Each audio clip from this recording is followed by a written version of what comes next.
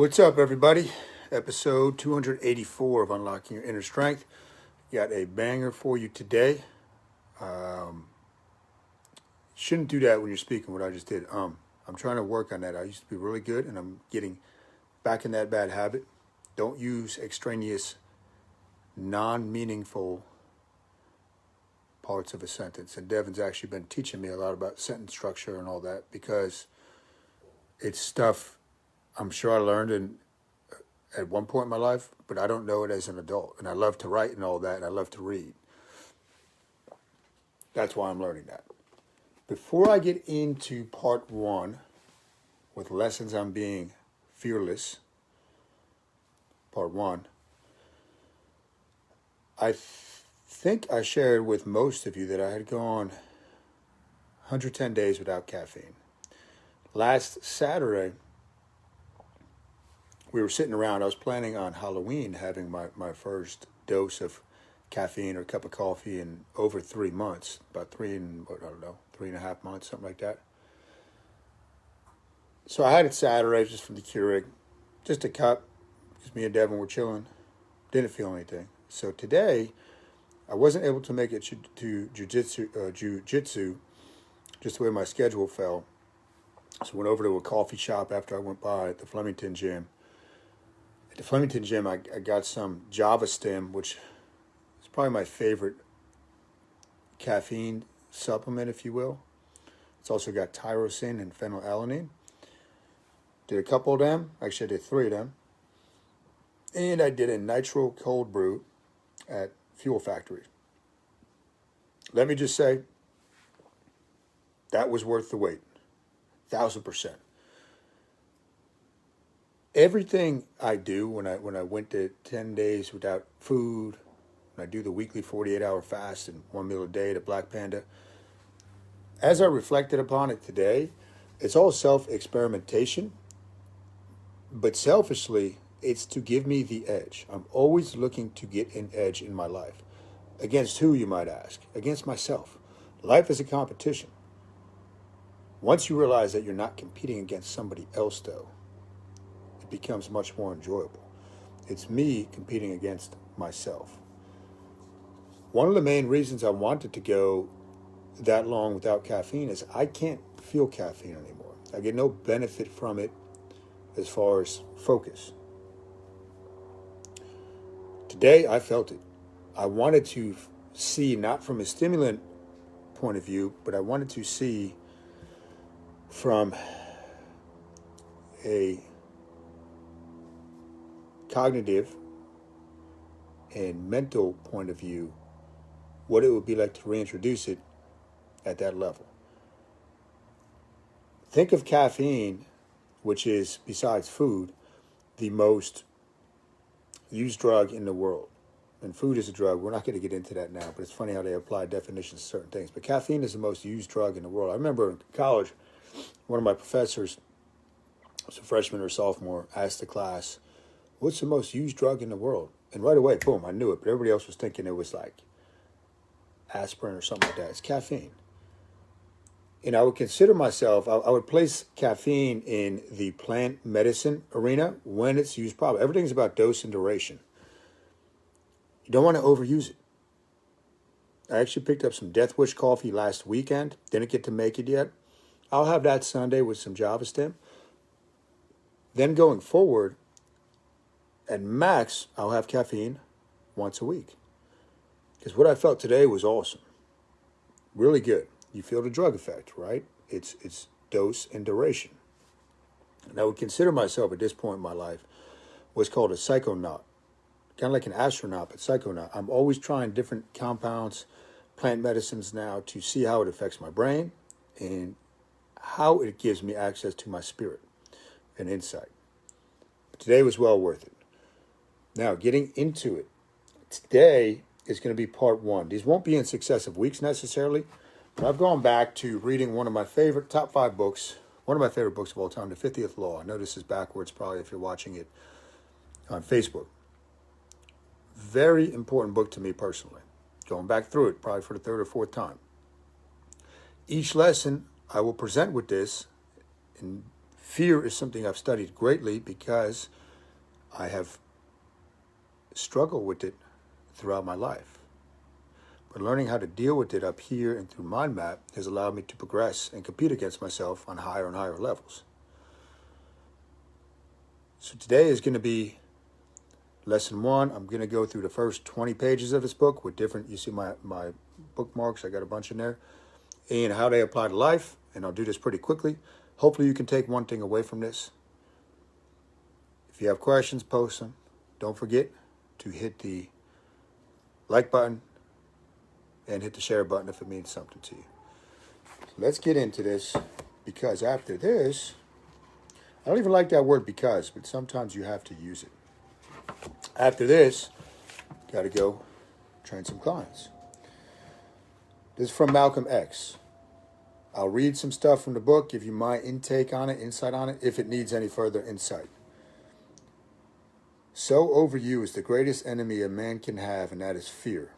I know some of you are afraid to listen to the truth. You have been raised on fear and lies, but I'm going to preach to you the truth until you are free of that fear. Once you become free of fear, it's liberating. Fear will always rise up, no matter what level you're playing at. It will always rise up.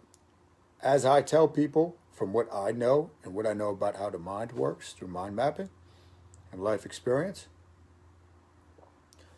fear is an illusion. It's based in the future. The future does not exist. The only thing that exists is now. When you look at the timeline of life, fear is a projection into the future.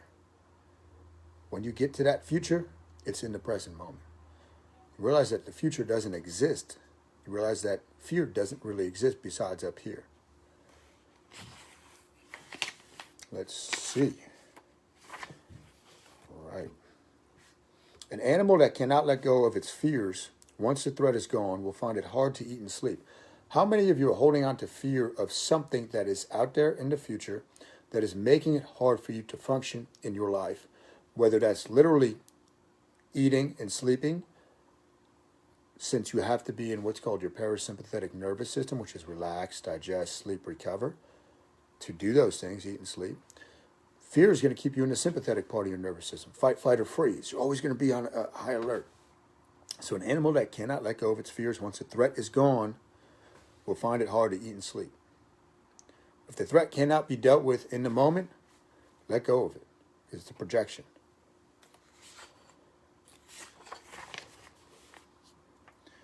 The determining factor will be our attitude, how we choose to look at this reality. If we give in to the fear, we will give disproportionate attention to the negative and manufacture the very adverse circumstances that we dread. If we go the opposite direction, cultivating a fearless approach to life, attacking everything with boldness and energy, then we will create a much different dynamic. Understand, we are all too afraid of offending people, of stirring up conflict, of standing out from the crowd, of taking bold action. I'm going to tell you guys from my life, I didn't become free in my life until I embraced who I was as an individual. I don't care that I got pink glasses on or whatever color you call this. I like wearing my Mexico hat. It's very liberating. I'm not trying to be somebody else. I'm not trying to be something I'm not. Don't worry about offending people, stirring up conflict, standing out from the crowd. You're an individual. You got to act like it. You got to be it. Your attitude will, what I take away from that, determine your reality. Your attitude will determine your reality. It's always up here. You're constantly creating your reality. Reality does not exist except up in your mind. Just like fear doesn't exist except up here. What does that mean? Well, reality is in the present moment.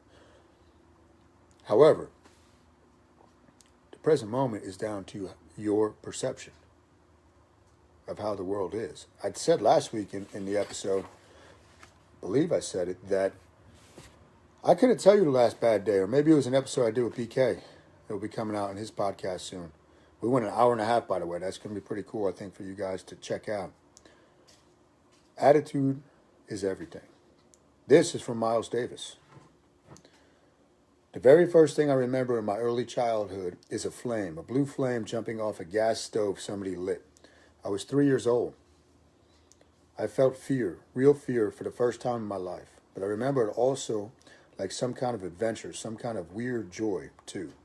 I guess that experience took me someplace in my head I hadn't been before, to some frontier, the edge, maybe, or of everything possible. The fear I had was almost like an invitation, a challenge to go forward into something I knew nothing about. That's where I think my personal philosophy of life started, with that moment. In my mind, I have always believed and thought since then that my motion had to be forward, away from the heat of that flame. Think about that, how that applies to your life. Fear. As a child, one of my great memories was a fear of death. How is that a great memory for a child? It really shaped almost everything I became passionate about. I had to wrap my head around, at a young age, mortality and how finite life is. It got hooked into my brain. One of our childhood friends from the old neighborhood in Michigan, he was about 10 or 12 years old, died when I was 7 or 8 years old. And that was devastating to me on my psyche. So for 2, 3, 4 years, I would cry every day. My mom, poor mom, had to deal with that. But it really shaped a lot of what I think about life now. Most people still don't want to acknowledge that their time here on this earth is finite. It will come to an end. This is not a practice round. I do believe your spirit comes back and can enter different realms and different bodies, but that's spiritual evolution. This go around right now is not practice. Remember that. A fearless attitude, such types learn the value of not only being unafraid, but of also attacking life with a sense of boldness and urgency in an unconventional approach, creating new models instead of following old ones. Do what you do, guys. One of the things I live by is be unconventional. It's funny that I just read that. I don't remember reading that the first time I read this in 2012. Be unconventional. Attack life with a sense of urgency unbeknownst to mankind.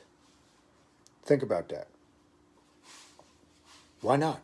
What are you waiting for? Don't play by the old rules. Don't play by, I got to fit in, right? That goes to what I just talked about before. You don't have to fit in. Be the Purple Cow. Another great book that I read years ago, The Purple Cow. That's the one that's going to stand out in the field. There are no Alps. At this part in the book, they're talking about Napoleon. There are no Alps, no obstacles that can stand in the way of a person without fears. When I talk about that, it's not that you're not going to not experience fear. It's going to pop up, believe me. Can you act in the face of fear? That's what courage is. It's not never having fear. That's not realistic for most of us mortal beings. It's what do you do in the face of fear? There's no limits on you when you go that route. The second tattoo I ever got on the back of my left tricep was Fear Nothing, based on this book. Coincidentally, that was right when I stopped teaching, around that time, right when I went on the rest of that part of my life's path. The physics that all fearless types discover at some point, an appropriate ratcheting up of self-belief and energy when facing negative or even impossible circumstances. I'm going to relate that to my life because that is what I know best. I think anybody, if you ask any of my very close friends, you ask Devin, you ask my brothers, sister-in-laws, parents, they're going to tell you that whatever shortcomings I have intellectually, whatever they may be, emotionally, I do always ratchet up my self-belief and energy. Always. I believe that I can do impossible things. I told you I never have bad days. To some people that might be impossible. But you got to ratchet it up. You got to step up to the plate. And that's why I pulled this book out again. There was things going on in my life that I had to step up to the plate and take back control of. I feel great that I'm at that. And you might notice I got a little trim on the beard. Halloween's over. That was part of my costume going this way with it. But now I'm back on my point. I trimmed it, right? I didn't cut it off. Just like a cluttered desk could be the sign of what's going on in your mind, this was kind of getting a little out of control. Perhaps that was what was going on in my mind. I don't know. I'm just looking at it as an observer from the outside point of view. People who cannot suffer can never grow up, can never discover who they are. I would replace that word suffer with struggling. Suffer is a choice. Struggling is mandatory to get to the next level of the video game of your life. People who cannot suffer can never grow up, can never discover who they are. James Baldwin. Think about that. You could only become the butterfly by struggling through the chrysalis, like I talked about last week with Devin, chrysalis, whatever you call that. That's how you develop the wings. If you cut that thing open, that caterpillar will not develop into a butterfly. It will die. Allow it to struggle. Allow your mental and spiritual self to struggle. Allow your physical self to struggle. I believe you could only ratchet up sometimes in your life to the next level when you put yourself in situations where you're going to struggle and face conflict and be uncomfortable. I'm not talking about stepping outside your comfort zone. Step to the edge of your comfort zone. That's where you are going to struggle, at the edge.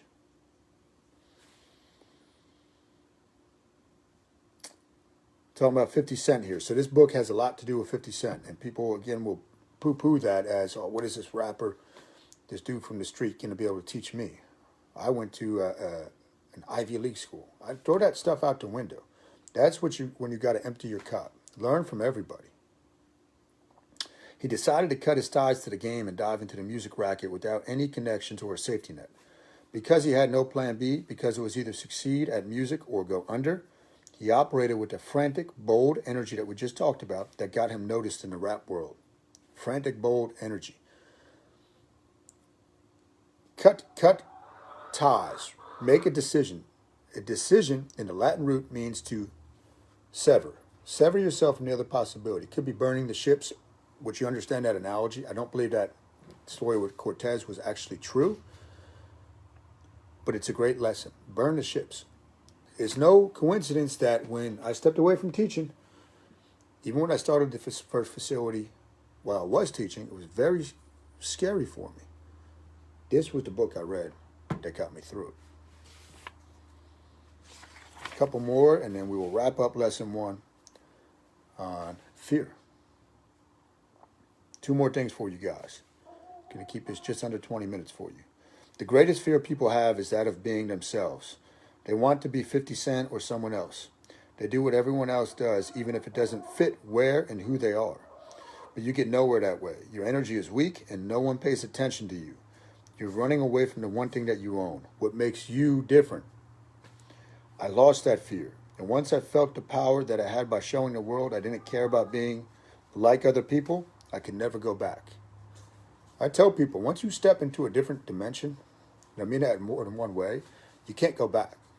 So if you're not ready for that, don't do it. If you want to fit in, you want to be content, don't venture into that world yet. We're all at different parts of the journey.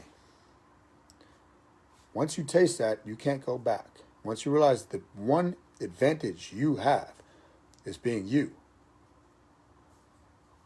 life becomes much more fun. Last one, then I got to wrap it up. There's one thing we can actually control, the mindset with which we respond to events around us. That's why I studied the mind so much. That's why I was so infatuated. Perhaps the seed with Mind Map was planted in me when I was 7 years old and I had to confront real death for the first time in my life, which is hard for a 7-year-old to comprehend. When I talk about visuals, and look, I would go outside and stand in the fog when it was foggy out because I wanted to feel what it meant, what it felt like to be in heaven. Think about that. I wouldn't trade that for the world, though. I understand as a parent that would be very tough for you to help your young child with, but I needed that. It made me start examining the human mind and reframing in my attitude at a very young age. And then I went through those periods as an adult, too. It hasn't been a while. It's been a little while. I remember when me and Devin were dating, I was really struggling with the concept of death again at that point. Now I'm totally at peace of it. Totally at peace. Whether it's soon, whether it's when I'm 100 or 120. When other people die around me, they're still with me because they exist up here. Remember, your perception is what creates reality. That's all for today. I'm going to wrap it up. We've got some cool things coming up this weekend if you are around, or the next couple weeks, I should say. But this weekend, Sunday, feel free to bring anybody at our estate, our Lambertville estate, at our senior home. Nothing else like it out there. We're having a fall fest. Reindeer will be there. Bounce house, DJ, food truck, bonfire, s'mores, apple cider, hot cocoa, beer for the adults. All this stuff. It's going to be awesome. Go on to Lambertville Estate /Fall Fest. LambertvilleEstate.com /Fall Fest. Just register so we know how many people are coming. We'd love to have you. Hopefully you guys like that episode. The next period of time, I'll be going through this entire book. Again, it might not be successive weeks, but I'll be going through it. Thanks for all your support. Check out KyleNewell.com if you want to get on that email list, where it's one of the other businesses I'm slowly launching. Not by choice, just because I got so many other things going on. But that's where you can keep track of my writings and things like that. All right, guys. Peace.